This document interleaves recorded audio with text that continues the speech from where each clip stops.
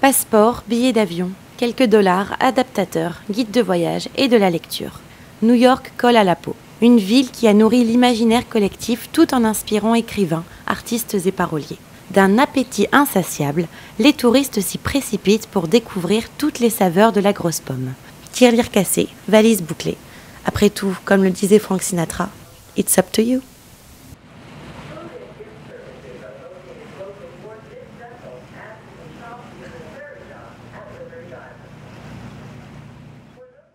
New York, petit pays où il fait bon vivre et où y vivre se mérite. Le rêve américain réuni dans une métropole bigarrée aux accents de superlatifs.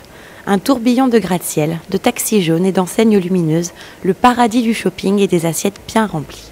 Les pieds confortablement chaussés, du nord au sud de Manhattan, New York dévoile ses dessous les plus affriolants.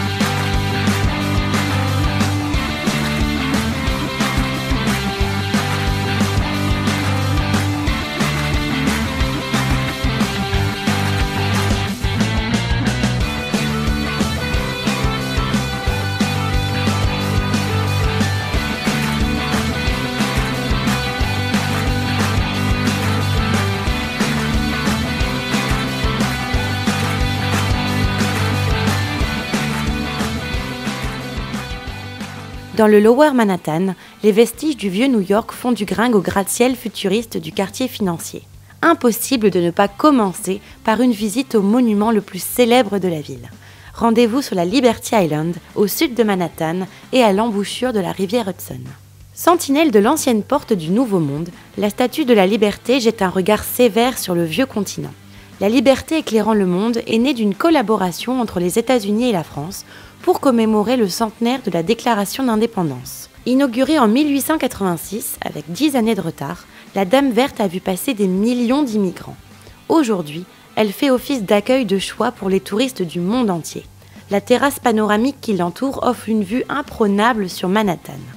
Plus loin, à quelques minutes de ferry, se dresse Ellis Island, porte d'entrée de l'Amérique pour plus de 12 millions de personnes entre 1892 et 1954. Aujourd'hui, l'île abrite un musée saluant le parcours et le courage de ces personnes qui ont tout quitté pour vivre le rêve américain.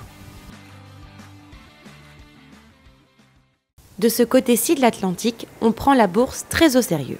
Cœur financier du monde entier, Wall Street doit son nom à la muraille en bois érigée par les colons hollandais en 1653 pour se protéger des autochtones et des Britanniques. Une simple rue pour désigner le marché américain dans son intégralité. La bourse de New York est fermée au public, mais n'empêche pas les touristes de s'y précipiter pour observer une bête curieuse, le Golden Boy. Il se cache souvent à l'extérieur pour fumer une cigarette et décompresser, ou à proximité des food trucks du quartier pour avaler son déjeuner à la hâte. Derrière la façade du New York Stock Exchange, les traders enchaînent les transactions. Le district financier est animé du matin au soir, surtout depuis ses récentes rénovations. À 2 blocs, la plaie béante du 11 septembre 2001 se referme peu à peu. Les projets de reconstruction de l'ancien World Trade Center insufflent une vitalité nouvelle au quartier. Ground Zero, voici le nom donné à l'ensemble du site détruit lors des attentats. La ligne d'horizon de la ville étant privée de ses tours jumelles, il était nécessaire de lui refaire une beauté. Du haut de ses 541 mètres, la tour One World Trade Center, également appelée Freedom Tower, règne sur New York. Le mémorial du 11 septembre a ouvert ses portes le 12 septembre 2011, 10 ans après l'attaque terroriste. Entouré par une place plantée de 400 chênes blancs, 2 bassins réfléchissants baptisés Reflecting Absence occupent la base des anciennes tours jumelles. Le long des parois, des chutes d'eau de 9 mètres et tout autour, le nom des 2982 victimes où les familles viennent se recueillir. Sous un pavillon de verre, le musée souterrain du mémorial se penche sur la tragédie et ses retombées aujourd'hui. Débris métalliques des tours, chaussures et vêtements abandonnés, camions de pompiers, effets personnels des victimes. Mais ce qui frappe le plus, ce sont les vidéos, les témoignages audio qui font revivre les événements comme si on y était.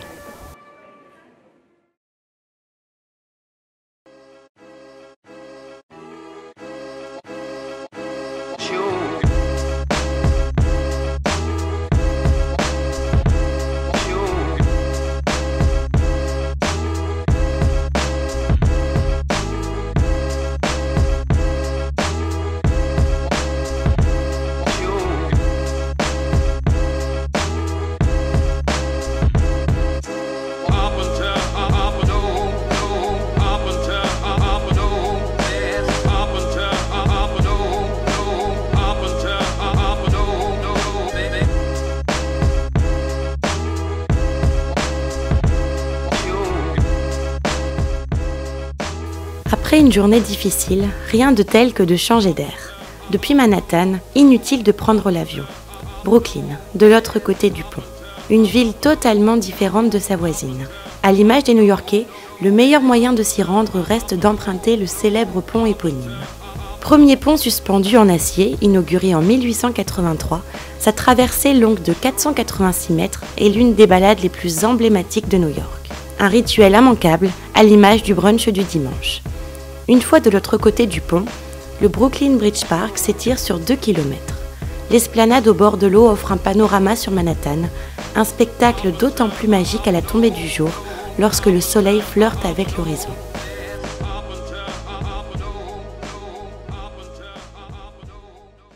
Avec les vagues successives d'immigration, il suffit de traverser quelques rues pour faire le tour du monde tout en restant à Manhattan. De Chinatown à Little Italy, en passant par le Lower East Side, chaque communauté s'est approprié son propre quartier, soucieux de protéger ses traditions. De Little Italy, fief de la communauté italienne new-yorkaise du siècle passé, il ne reste que quelques trattorias et épiceries le long de Mulberry Street. Aujourd'hui, la communauté de Chinatown rassemble près de 210 000 personnes. C'est aussi ça New York, un patchwork coloré avec à la clé une petite leçon de savoir-vivre.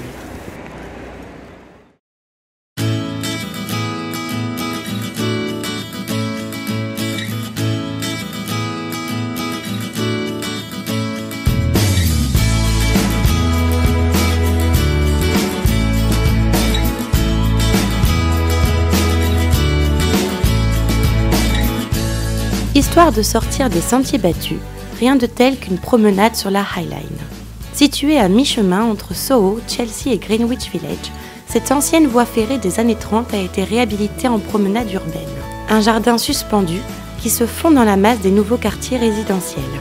Ici, la nature reprend ses droits et la ville fait profil bas. La promesse d'une délicieuse balade ensoleillée. Empire State Building, star des gratte-ciel new-yorkais. Aucun autre édifice n'évoque autant New York, à titre de figurant d'honneur dans plus d'une centaine de films. Pour achever la vedette en seulement 410 jours, 7 millions d'heures de main-d'œuvre furent nécessaires, ainsi que 60 000 tonnes d'acier et 30 000 tonnes de marbre. Il attire chaque jour près de 35 000 visiteurs venus contempler Central Park depuis le 86e étage de la tour. Hélas, pour accéder au paradis, il faut d'abord traverser le purgatoire avec une longue file d'attente. Mais patience, la vue en vaut vraiment la peine. Retour sur Terre. Et quoi de plus terre à terre que de lire un bon livre à la bibliothèque? Fidèlement gardée par les deux célèbres lions de l'entrée, la bibliothèque de New York est la seconde du pays après celle du Congrès de Washington. Ces escaliers de marbre mènent à différentes salles de lecture, confortablement aménagées pour se délecter de l'un des 11 millions d'ouvrages présents entre ces murs. L'un des lieux les plus prisés de New York, d'inspiration Beaux-Arts. Il suffit de quelques pas pour rejoindre l'un de ses semblables. D'inspiration Beaux-Arts, elle aussi, la gare de Grand Central est l'un des édifices les plus époustouflants de New York. Plus qu'une gare, il s'agit plutôt d'un tourbillon de marbre, de lustre, une véritable machine à remonter le temps. Même au plafond, les détails restent insolites. Pendant longtemps, on a dit que les signes du zodiaque, le poisson et le cancer, avaient été dessinés à l'envers pour donner le point de vue de Dieu. En réalité, les ouvriers étaient portés sur la bouteille et ont simplement réalisé l'œuvre à l'envers. L'affluence est à son maximum en fin de journée, quand les travailleurs de Manhattan viennent attraper le train pour rejoindre la banlieue.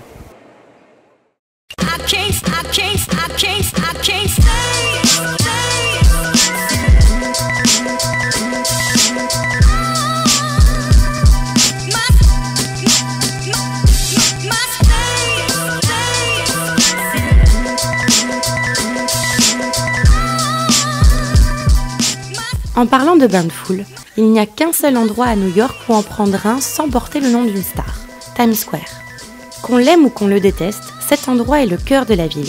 Agitation intense, balais incessants de taxis jaunes, arches dorées, enseignes clinquantes de Broadway et panneaux publicitaires à outrance. Alors forcément, le carrefour du monde est encore plus féerique de nuit.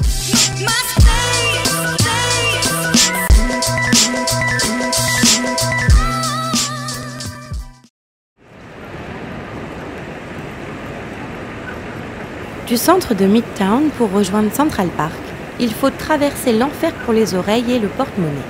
Principal symbole de richesse de la ville, la 5e avenue abrite les boutiques de luxe les plus indécemment chères du monde, du simple vêtement au bijoutier.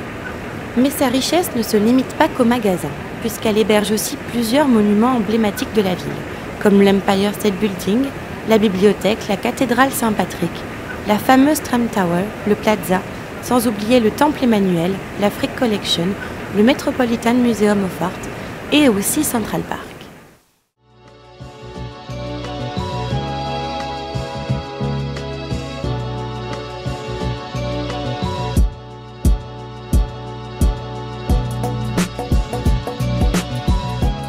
New York change d'allure lorsque l'automne y prend ses quartiers. La grande parade d'Halloween approche et ici, presque tout le monde joue le jeu de la décoration outrancière et rivalise d'inventivité. Central Park a revêtu son plus bel habit de saison et s'est paré de ses couleurs majestueuses, des jaunes, des verts, quelques touches d'orange, les habitants permanents du parc s'encanaillent de ces réjouissances. Même si les espaces verts se comptent par centaines dans la ville, avec plus de 340 hectares, Central Park est la bouffée d'oxygène des New-Yorkais.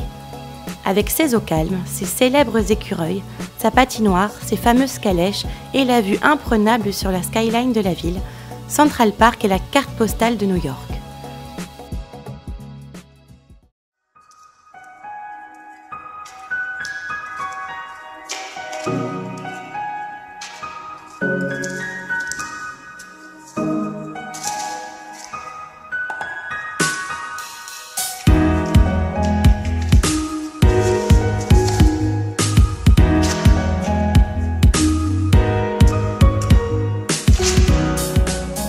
New York est tout simplement à l'image de ce que les artistes en ont fait.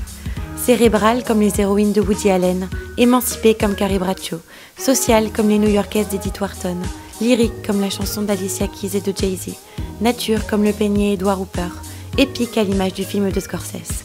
Mais mon York à moi reste avant tout un aventurier.